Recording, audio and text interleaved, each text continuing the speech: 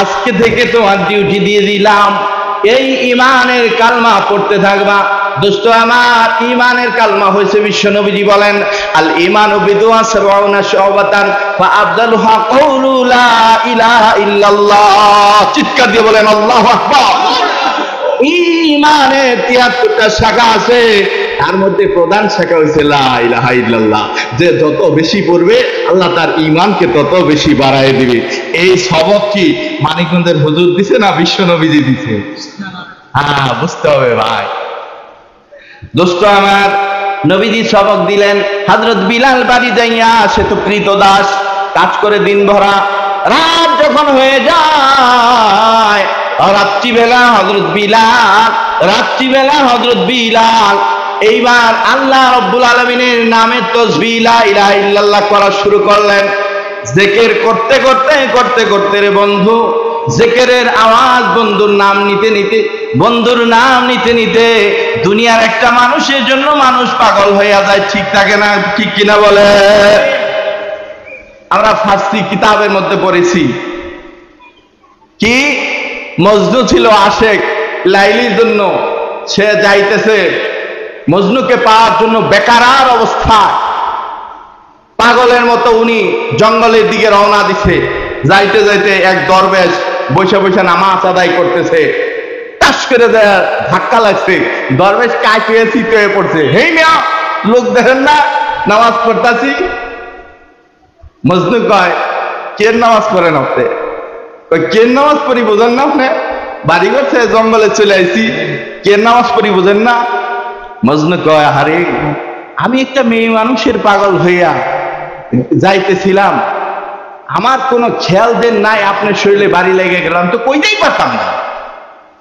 দুনিয়ার একটা মাখলুকের জন্য আমি পাগল হয়ে, আর আপনি আল্লাহ নামাজ পড়েন, ও আমি আরেকজনের সাথে ধাক্কা লেগে গেছে, আপনার ধ্যান ভেঙে গেছে, কিসের নামাজ পড়েন আপনি? মনে কষ্ট নিয়েন না, এগুলো দুঃখজনক বিষয়। আল্লাহর প্রেম এত সহজ জিনিস না রে ভাই। দুনিয়াতে যারা যারা করছে তাদের পাছায় গুস্ত ছিল না। এবার উনি বলছে মহাব্বত করে, আমরা কিতাবে পড়ছি, আমরু আলা দিয়ারি দিয়ারাল লাইলা ওয়া কবিলা জালদিদারি জালদিদার ওয়া মা হুব্বুদ দিয়ারি শাগাফনা কলবি ওয়ালাকিন হুব্বু মান সাকানা দিয়ার। জোরে বলতে হবে আল্লাহু আকবার। মজনু কয়, আমি যখন লাইলির জন্য পাগল হইয়া লাইলির এলাকা দিয়া শহর দিয়া যখন যাই, বড় লোকের মেয়ে ছিল, আমি যখন লাইলি শহর দিয়া যাই, তখন এই দেয়ালে, ওই দেয়ালের মধ্যে আমি দেয়াল কোন তো আপনারা নাকি কোন দেয়াল বলেন, দেয়ালের মধ্যে আমি চুমা দেই, চুম্বন করি। মানুষ আমারে পাগল কয়, আসলে তো আমি পাগল না, দেয়ালের ভিতরে যে থাকে ওই লোকটাই আমারে পাগল করেছে। আল্লাহু আকবার।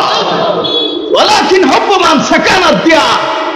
এরে আমি তাকাইলে আমার লাইলিকে দেখতে পাই, আশেক হয়ে গেছিল। শেষ জীবনে আমার শায়েখ বর্ণনা করতে, শেষ জীবনে আর পায় নাই, বিয়ে হয়ে গেছে অন্য জায়গায়। এখন সে জঙ্গলে যাইয়া বাবুল কাটা মাথার নিচে দিয়া, আল্লাহ জীবনে তোমারেও চেষ্টা করলাম না, হ্যাঁ একটা মানুষের পিছনে সময় দিয়া আমার জীবন জিন্দেগি সব শেষ করে দিয়েছি। হ্যাঁ, উনি কয় সামি তো হাতিফান, আমি গাইবি থেকে উনি কে যেন বলতেছে, এরে মজনু, আমি তো ছিলাম লাইলি, আমার আপনার মতো সভ্য প্রেম না। একজন আরেকজনের দেখা সাক্ষাৎ হয়েছিল এতটুকুই। কিতাবের মধ্যে আছে এই ভালোবাসা। আল্লাহ রাব্বুল আলামিন বলে যে আমি লাইলি হয়ে তোমাকে আমার পিছনে পিছনে ঘুরাইছি। তো বন্ধুরা আমার, এই যে ভালোবাসা, আমার শায়েখ বলছে এশকে মাজাজি, এশকে মাজাজির মাধ্যমে এশকে হাকিকিতে একটা মানুষকে তুমি ভালোবাসতে জানো না। খালি কাজে লাগে, মানুষের সাথে ঝগড়া লাগে, বাইরে দেখতে পারো না, বোনরে দেখতে পারো না, বন্ধুর সাথে তোমার কোনো বন্ধু নাই, তোমার বউরে দেখতে পারো না, সন্তান দেখতে পারো না, কোনো মানুষ তোমার দেখতে পারো, তুমি একটা মানুষই হতে পারলা না, একটা মানুষকে ভালোবাসতে জানো না, মহান আল্লাহ তাকে ভালোবাসবা, এটা এত সোজা না। এজন্য ভালোবাসা শিখতে হয়। সেই ভালোবাসা আল্লাহ রসুলের ভালোবাসাই আপনাকে আল্লাহ পর্যন্ত পৌঁছে দিবে। সুবহানাল্লাহ। এবার বিলালের সবক দিয়ে দিছে, গভীর রজনীতে বন্ধুর কালাম লা ইলাহা ইল্লাল্লাহ তেলাওয়াত করতে করতে করতে করতে আওয়াজ বাইরে গেছে, আওয়াজ বাইরে গেছে। হ্যাঁ, আওয়াজ যখন বাইরে গেছে, বাড়ির মালিক যিনি ছিল উনি বলল, কি রে বিলাল, তোর ঘর থেকে মুহাম্মাদের কালমার আওয়াজ শোনা যায়, কে কালমা বলে? হযরত বিলাল বলে, কেউ না, আমি বলতেছি। কে? আমি তো মুসলমান হয়ে গেছি। জোরে বলেন সুবহানাল্লাহ। আমি তো মুসলমান হয়ে গেছি। কি কস, পাগল ছাগল নাকি? কয় না, সত্যি আমি মুসলমান হয়ে গেছি। বুঝতেছেন না? দিনভর আপনার কাজ করি, রাত্র যখন হয়ে যায় গো, রাত্রিবেলা আমি আমার বন্ধুর নাম জপি, লা ইলাহা ইল্লাল্লাহ, লা ইলাহা ইল্লাল্লাহ। রাতভর আমার বন্ধুর নাম জপি, আমার ঘুম আসে না, ঘুম আসে না, তন্দ্রা আসে না। আমার পীরে বলছে, রাত ভরা যদি মোবাইল টিপাও যুবক, তাহলে তোমার চেহারা নষ্ট হয়ে যাবে। আর রাত ভর যদি মানুষ জিকির করে, কোরআন তেলাওয়াত করে, তাহাজ্জুদের নামাজ পড়ে, তার চেহারার মধ্যে আল্লাহ পাকের পক্ষ থেকে নূরের আভা আসবে। সুবহানাল্লাহ। তার চেহারা দেখলে বোঝা যাবে এই লোকটা আল্লাহ ওয়ালা। দেখেন, একটু ব্যবধান, দুনিয়ার হিসাব মিলাইলে অনেক কিছু ক্ষতি হয়, আখিরাতের হিসাব রাত ভর জেগে যদি মানুষ আল্লাহ তাআলার নামে জিকির করে, তাসবিহ পড়ে, তাতে তার কোনো ক্ষতি হবে না, বরঞ্চ দেহের উন্নতি হবে। সুবহানাল্লাহ। জেগে থাকেন না রাত্রে, সমস্যা নাই। পরের দিন সকালবেলা, পরের দিন যখন সকাল হয়েছে, সকালবেলা এবার হযরত বিলাল রাদিয়াল্লাহু তাআলা আনহুর পিছনে লাগা গেছে, সকলে মিলিয়া, সবাই মিলিয়া বিলালকে এবার তার জব সল নিবে। কাফের বেঈমান ব্যক্তি একখানে হয়েছে, শয়তানের দল বড় থাকে, ঠিক কিনা বলেন? থাকে না? ব্যক্তি শয়তান একখানে হয়েছে। আবু জাহেল, উতবা, সাইবা, মুগিরা, যত যা আছে ব্যক্তি একখানে হয়েছে। এখন উমাইয়া বলতেছে যে, দেখো বিলালকে, সে আমার বাড়ির চাকর, সে নাকি নবী মুহাম্মদের কাছে মুসলমান হয়েছে, এটার বিচার আমি চাই। কি বিচার করবা? তোমরাই করো। হ্যাঁ, শুরু হইল রে ভাই। ভালোবাসেন? যন্ত্রণা আছে, কঠিন যন্ত্রণা। তাকে ভাববেন ঘুমের ঘরে, তাও বিপদ আছে। ঘুমের ঘরে ভালোবাসার মানুষটাই হাজির হয়ে যায়। হযরত বিলালের মায়ের শুরু হয়ে গেল, চাবুক মারা শুরু করলেন, একের পর এক, ছাড়, কালমা ছেড়ে দে। কিন্তু হযরত বিলাল যে মধু পেয়েছে, যে অমীয় সুধা পান করেছে, যে হাতে হাত দিয়েছে, দুনিয়ার কোন আযাব, উনি বলেন যে আমি বলার কারণে, বারবার বলার কারণে, জানেন আমার কি হয়েছে রাসূল? আমার জিহ্বাটা টেনে ধরে আগুনের লোহার পেরেক গরম করে আমার জিহ্বাটাকে ছিদ্র করে দিছে। কি মনে করেন মিয়া? কেন আমি লা ইলাহা ইল্লাল্লাহ বলি? আমার বুকের উপর পাথর চাপা দিয়ে রাখছে, শিকল দিয়ে আমাকে বাইদা ইচ্ছা মতো আমাকে চাবুক মারছে। শেষ পর্যন্ত কঠিন অবস্থা, অনেক লম্বা কথা, ওগুলা বলার সময় নাই। শুধু উদ্দেশ্য এতটুকুই, যেই হাত রাসূলের হাতে হাত দিয়েছে, পৃথিবীর কোনো শক্তি তার ঈমানকে নষ্ট করতে পারে নাই। আজকে আপনার হাত কই দিছেন? শয়তানের কাছে। আপনার হাতটাও থাকতে হবে হক্কানি লোকের সাথে সম্পর্কযুক্ত, ঠিক কিনা বলেন? আপনার সম্পর্ক, ভালোবাসা, আন্তরিকতাও থাকতে হবে আল্লাহ ওয়ালাদের সাথে। তাহলেও বর্তমান জমানায় সেই শয়তানরা যায় নাই, তার বংশধর আরো বাইরে গেছে, তারা আপনার ঈমানকে হরণ করে নিয়ে যাবে। থাকতে হবে আপনাকে আল্লাহ ওয়ালাদের সাথে। সুবহানাল্লাহ। এজন্য আল্লাহ কোরআনে বলছে, কোন কোন মাসাদিকিন, সব লোকের সঙ্গী হইয়া থাকো। আল্লাহ হুকুম করেছে। আল্লাহ বলে ওয়াত্তাবি, ওয়াত্তাবি অর্ডার করছে, আমার সিগা অর্ডার, ওয়াত্তাবি সাবিলা মান আনাবা ইলাইয়া, তুমি তার অনুকরণ করো, যে আমি আল্লাহর অনুসরণ করে আমার পথে যে চলে, তুমি তাকে অনুসরণ করো।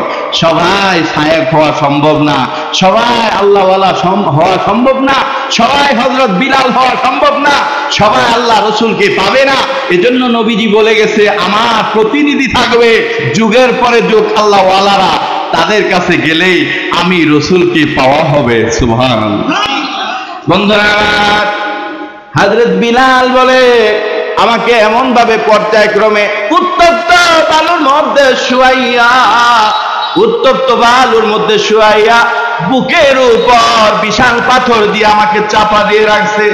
ও সাহাবীরা শোনো, আমার গলার মধ্যে রশি লাগাইয়া, যেমনি ভাবে কুকুর বিড়াল মারা গেলে গলায় রশি লাগাইয়া টাইনা হেসরা জঙ্গলে রেখে আসে, আমি বিলালকে মনে করেছে আমি মরে গেছি, কিন্তু আমি মরি নাই। আমার এ জিহ্বা আল্লাহর নাম ভুলে নাই। আমার জ্ঞান ছিল আল্লাহ তাআলার এই ঈমানের কালমা লা ইলাহা ইল্লাল্লাহ আমি বলেছি বহুতবার, আমি হাজার হাজার হাজার হাজার বার এই আলোচনাটা আমি পড়েছি। উনি বলছে শেষ পর্যন্ত লা ইলাহা ইল্লাল্লাহ আমি বলতে পারি না। লা ইলাহা ইল্লাল্লাহ মর্মার্থ হইছে আহাদ মানে এক, আহাদ মানে এক। লা ইলাহা ইল্লাল্লাহ, there is no God but Allah and Prophet Muhammad sallallahu alaihi wasallam। যেমন ধরেন আল্লাহ পাকের নাম আল্লাহ, আল্লাহ শব্দটা আমরা ভাঙেন, শেষে থাকবে হু, হু মানে কে? আল্লাহ। তারপরে আরেকটু পিছনে আসেন, লাম হু বলেন লাহু কে? তিনি আল্লাহ। আল্লাহু লাহু হু, আল্লাহু লাহু হু, যতই ভাঙেন শেষ পর্যন্ত আল্লাহর অস্তিত্বই থেকে যায়। সুবহানাল্লাহ। হযরত বিলাল বলে আমি পুরাটা উচ্চারণ করতে পারি না, কিন্তু আমার জিহ্বা বারবার বলতেছিল আহাদ আহাদ আহাদ আহাদ। যতক্ষণ জ্ঞান ছিল, আবার অজ্ঞান হয়ে গেছি, আবার বলছি, আবার অজ্ঞান হয়ে গেছি, আবার বলছি, আবার অজ্ঞান হয়ে গেছি, এভাবে চলছে।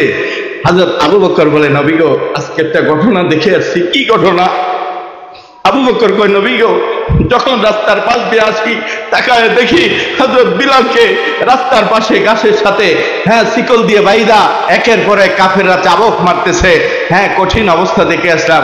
ওই যে ওই দিন ছেলেটা আপনার কাছে আপনার হাতে হাত দিয়ে বায়াত গ্রহণ করলো, আপনার কাছ থেকে জিকিরের তালিম নিল, ওই ছেলেটাকে বুঝেন? স্বয়ং রসুলের সামনের ওয়াজ। আমার আপনি দরদ আর রসুলের দরদ। রসুল কিংকর্ত বিমূঢ় হয়ে গেলেন, কি করবে এখন? আবু বকর যা যা তাড়াতাড়ি, তোর না অনেক সম্পদ ধন আছে, যা যত সম্পদ লাগে, যত টাকা লাগে, ওই কৃতদাসটাকে কিনে নিয়ে আসো। সহ্য করতে পারলেন না দয়ার নবীজি, জোরে বলি সুবহানাল্লাহ।